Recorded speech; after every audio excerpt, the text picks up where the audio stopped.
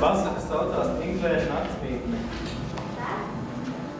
Senos laikos dzīvojas ļoti augtīgs precēts pāris, un iedoties viesamā. Reiz pie viņiem ieradies kāds vīrs, un lielā lakatā ievīstītu saimi ar mugurus. Atļaujiet pārdāt šeit vienu nakti. Saimniece ļoti priecīgi aizveda vīrieti uz viesistabu, un tāds lepns apspriedās ar savu vīru. Šis viesis izskatās pat ļoti bagāts. Pieprasīsim par vienu nakti tikpat daudz, cik par 2 naktīm. Varbūt varam vēl kaut ko pieprasīt arī par viņu mantu glabāšanu. Vīrs piekrita. Tā ir lieliska doma. Vispirms atgādināsim, ka mantas jānodod glabātā, un tad aiznesīsim tās uz turieni. Pašam iebarosim Ingvēru, lai izbaudu to, ko sauc par pamocīšanos ar Ingvēru. Agrāk šo augu esot devuši ēst, lai izraisītu lielu aizmāršību, tādēļ viņš noteikti aiznesīs par savām mantām. Saimniece piekrita. Tev arī ir labas domas. Nu jau pienācis laiks, kad piebriedušas Ingvēra sapnes un devās viņus mājas par lauciņas durīm ievāc krietni daudzumu šī augas. Un tās pašas dienas vakariņās tika pasniegtas sašimī ar Ingvēru un Ingvēra vīra, kā arī sojas mēcē vārītas dažādās sapnes, gan marinādē, gan sālījumā, un visiem ēdieniem klāt bija Ingvērs. Saimniece to vien darīja, kā slavēja ēdienas. Šie ir ļoti garšīgi ēdieni. Lūdzu, cienājieties. Pati arī visu nogaršoja pirms galvu klāja. Viesis ar prieku ēda un slavēja. Tik tiešām gana labs, tik ēsāja visu bez stāda. Nākamajā rītā viņš sacīja. Gribu saņemt vakarā nodotās mantas. Un kad tās viņam tika atdotas, pēkšņi devās prom. Saimniece spēku zaudējas žēvojās vīram. Bet Ingvērs taču nemaz neiedarbojās, lai gan mēs likām viņam tik daudz tās vēsties. Esam vienušies savos aprēķinos. Paga, iedarbojās gan. Šis viesis ir aizmirsts par maksu, aizgājis nesamaksāt. Ļoti taisnīgi, mēs arī aizmirstam paprasīt. Saimniece, kad tūlīt skrēja pakariesim, viņš vairs nebija ieraudāms. Viņi centās izskatināt sastātos cilvēkus. Tam vīrietim gadu skaits ir 50. Viņš bola acis lielas kā ozolzīles un muguras saiņas strīpainā lakatā. Vai neesat kaut ko par tādu dzirdējuši? Un tad pati galīgi apjuka. Uzklausiet mani mazliet. Vai neesat redzējuši lakatu ar 50 acīm, kas bolīgi gadus uz muguras nesa strīpaini vīrieti? Saimniece vaicāja, taujāja, prašņāja, bet neviens tā arī nespēja saprast, ko īsti viņi gribēja uzzināt. Čibas prefektūras pasakatā.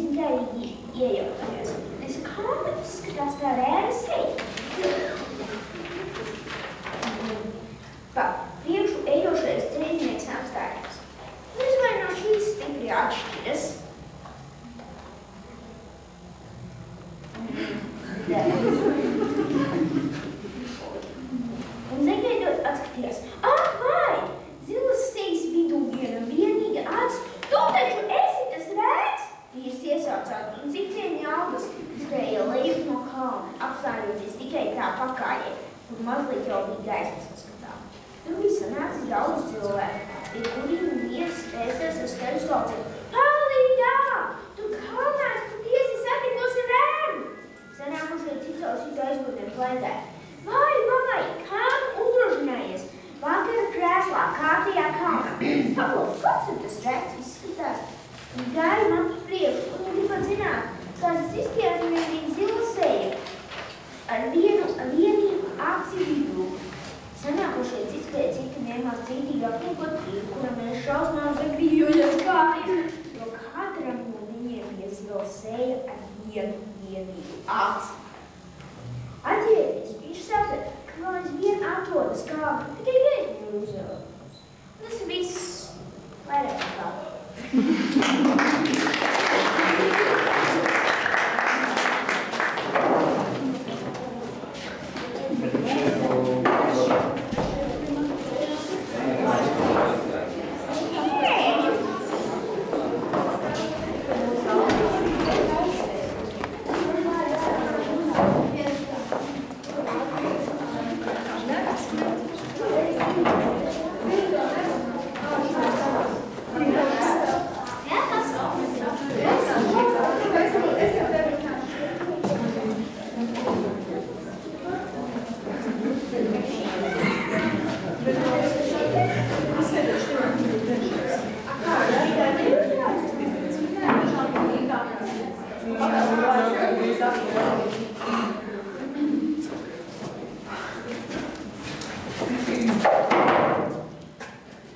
Šī pasaka saucas tilts, uz kura miso tikt varēja. Senos laikos Hidas novadā no Tikuras kalna rietumu piekājēja vairākos slāņos, gluži kā kimono apkapas, krogas, stiepās klinšainas joslas. To vidū atradās Soras ciemats, kurā dzīvoja godīgs moviļdedzis vārdā Čokičī. Kādu nakti Čokičī sapnī parādījās gados pavecs. Eremīts, tas ir mums vientuļnieks.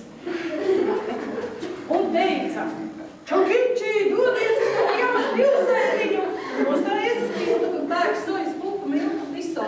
Tur tu varēsi kādas noderīgas runas noklausīties.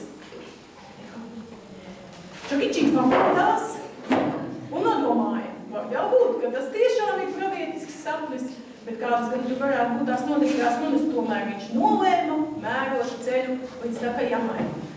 Nākamajā dienā Čokiči piecēlās un devās un meklēja tiltu, uz kura bija nopērkams miso. Čokiči aizgāja līdz tiltam un nostāvēja tur visu dienu, taču nekādas runas līdz viņa ausīm nenonāca. Tā viņš tur nonīka vēl 2, 3,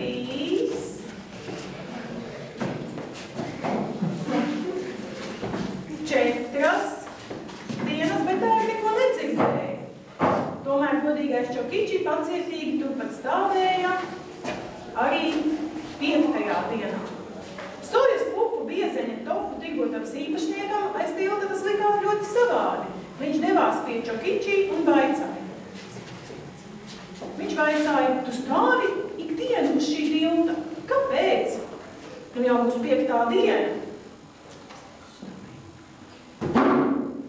Patiesība ir tāda, ka pie manis sapnī ieradās eremītam līdzīgs sirmgalvis un pateica man šādu lietu, un Čokiči atkārtoja sapnī dzirdēto, par ko tofu tirgonis sirsnīgi nosmējās.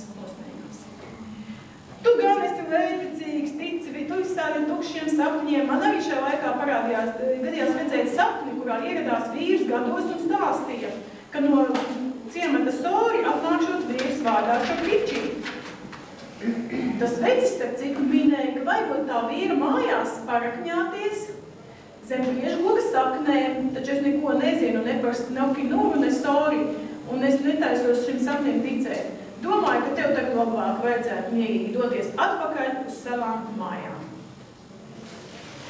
Čokiči noklausījies, atgriezās savās mājās. Dārzā viņš parakņājās zem priedes saknēm,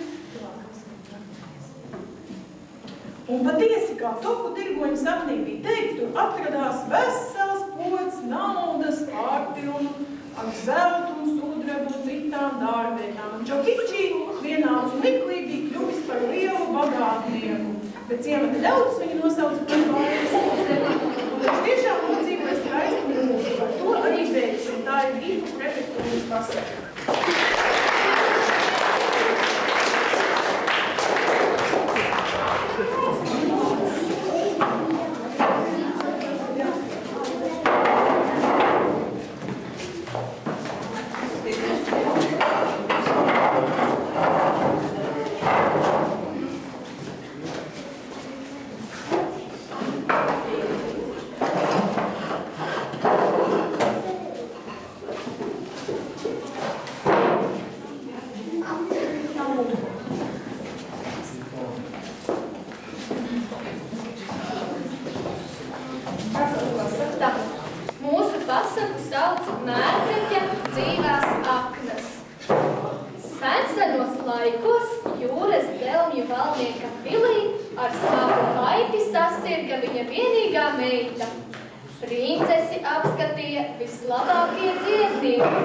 Taču nespēja palīdzēt.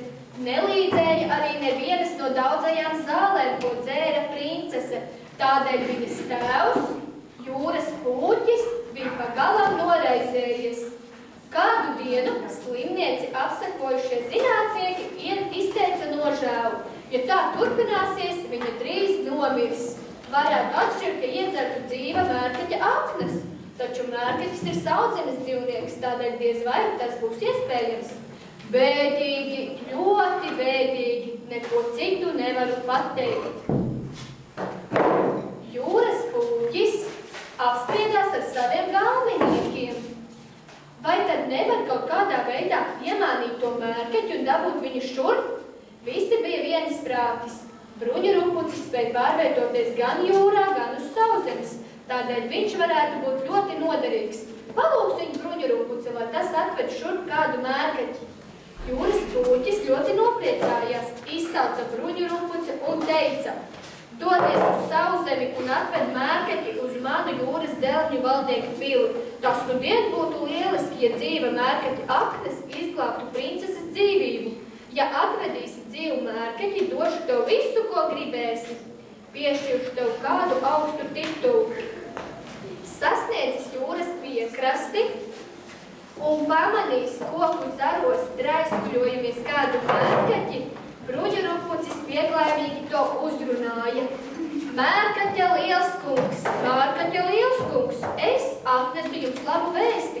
Vai jūs nevēlētos doties apskatīt jūras valdnieka pili? Gribētu gan, bet es neprotu peldēt. Kā lai tieku līdz tai pilī? Neuztraucies, sēdies man mugurā un cieši aizmiedz acis. Nu tad aiziet! Mērkaķis piekrita, uzsēdās bruņurupuci mugurā un ienira jūras dzelne līdz pat dibenam.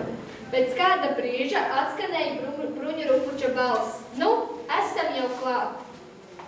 Mērkaķis atvēra acis un ieraudzīja, ka atrodas jūras valdnieka pilsvārtu priekšā. Bruņurupucis teica: mazliet uzgaidiet šeit, bet es došos iekšā un paziņošu par mūsu ierašanos. Mērkaķis palicis gaidīt vārdu priekšā, pēkšņi izdzirda balsis. Žēl tā mērkaķa, tagad viņam dzīvam atņems aknas. Neko darīt? Tas taču notiks, lai glābtu mūsu dārgās princesītes dzīvību. Tāda bija divu vārdsargu akmeņu nesēju jūras zandarta un medūzas saruna.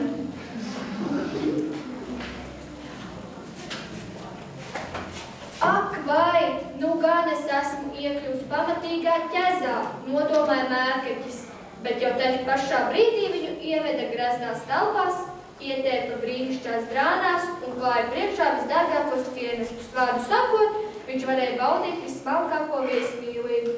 Bet, ka par to viņam tik slaupīta dzīvība, mērkaķis varēja tikai smagi nopūsties un virdināt asaras. Bruņurupucis satraucies vaicāja: Mērkaķa liels kungs, kāpēc jūs raudat šajā brīnišķīgajā vietā?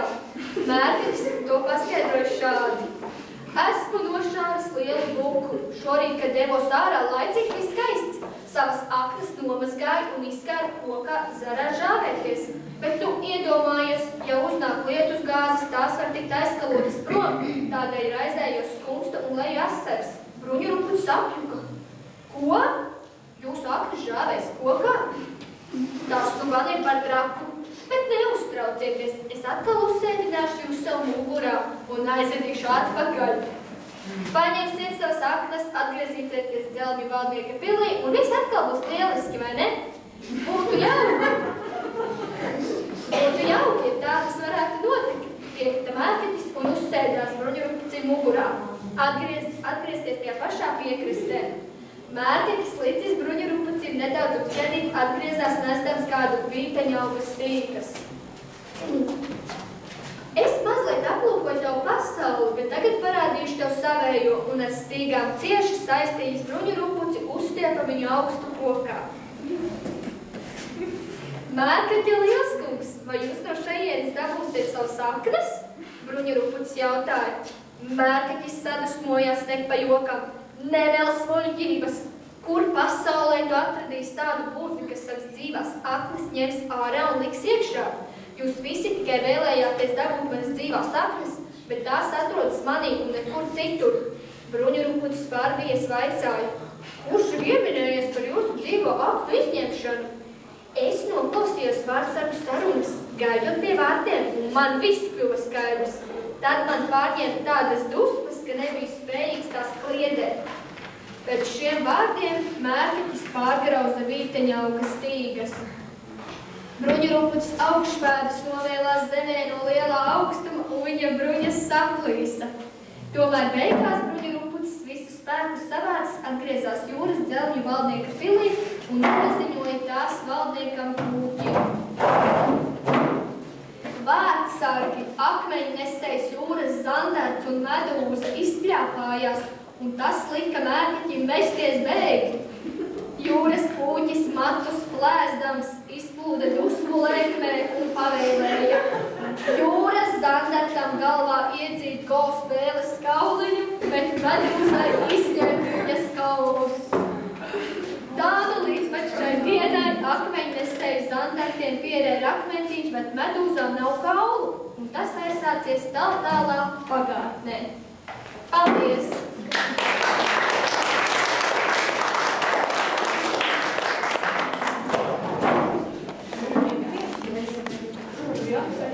Jā.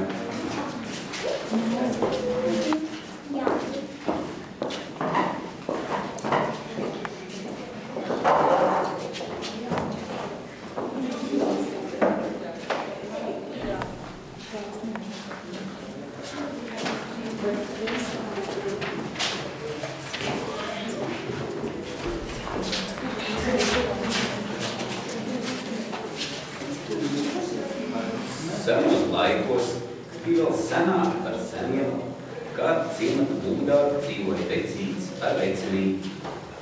Viņa daudzīja mitmēr kuņā, lejā jumtu. Tomēr audzēja kuņu, logoja to kā bērnu.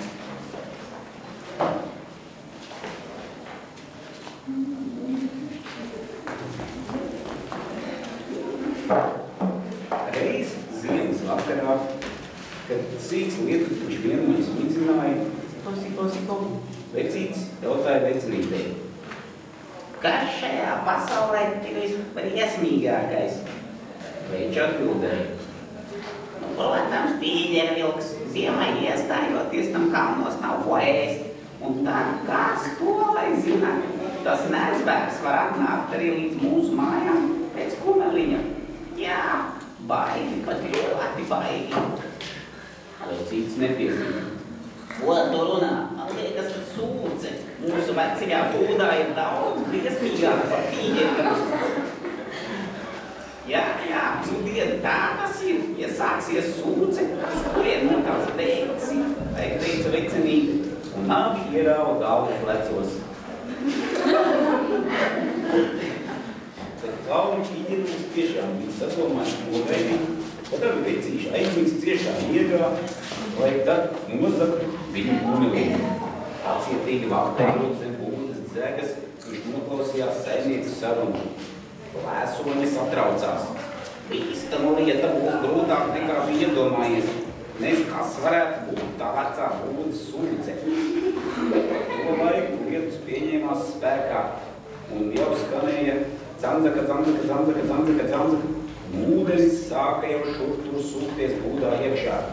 Tecīts uztraucies iekviedzās. Nu, redzi, tek jau cauri! Aklis kā stoli! Nē, labāk pielūk ļodu!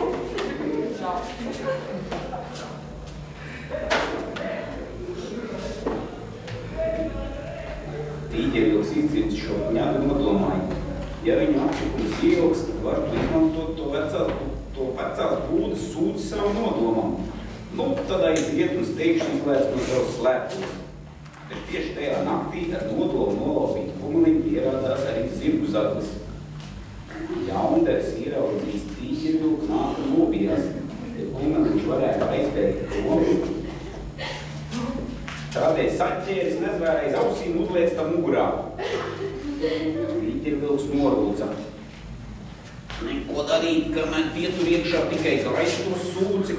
Man ar šo briesmu man kaut kā nāksies tikt galā. Un netāv tiep, ko kājas nes. Tīģeļvilkam par laimi ceļā gadījās vecāk, un tajā viņš novēla sev mugurā sēdošo zagli. Tad ļoti apmierināts atgriezās savos kalnos. Mērkeķis, kas to visu bija vērojis no koka galotnes, nokāpa lejā un jau taujāja. Eju, tīģeļvilk, jūs kriesni papulējāties, kā jums tas izdevās? Taisnību sakot, es pats gribēju ielavīties vecīšu būdā un aizvest kumeliņu. Bet, kad bija jau gatavs to darīt, un uztrup pasaulē bija briesmīgākā vieta. Vecās būdas sūdze, viņam bija jāatsakās no sava nodomu. Kad beidzot nokritīja,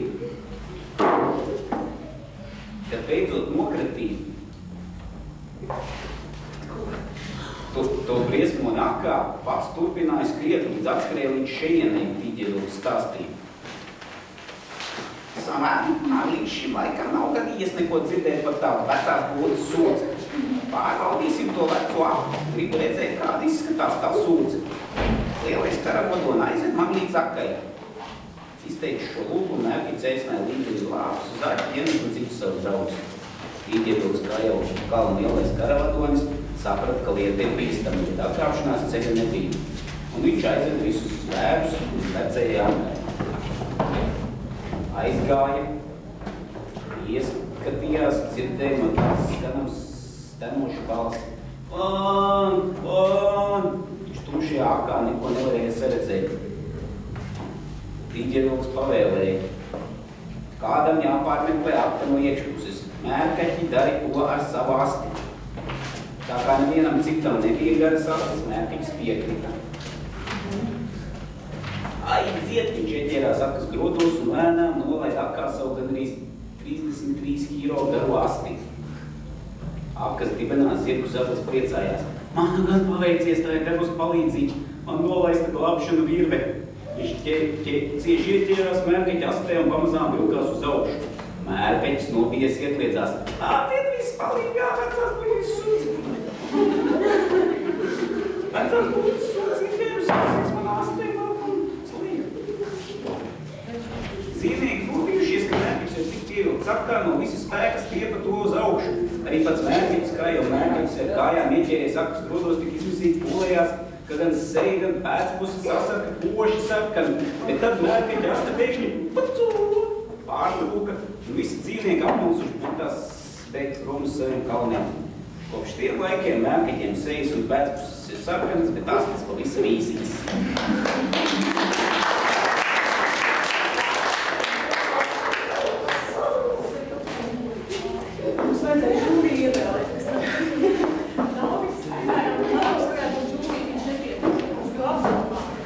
Nauris, Lienīs, Ināra un vēl viens skatītājs mums ir. Nu jā, tas tad arī ir viss.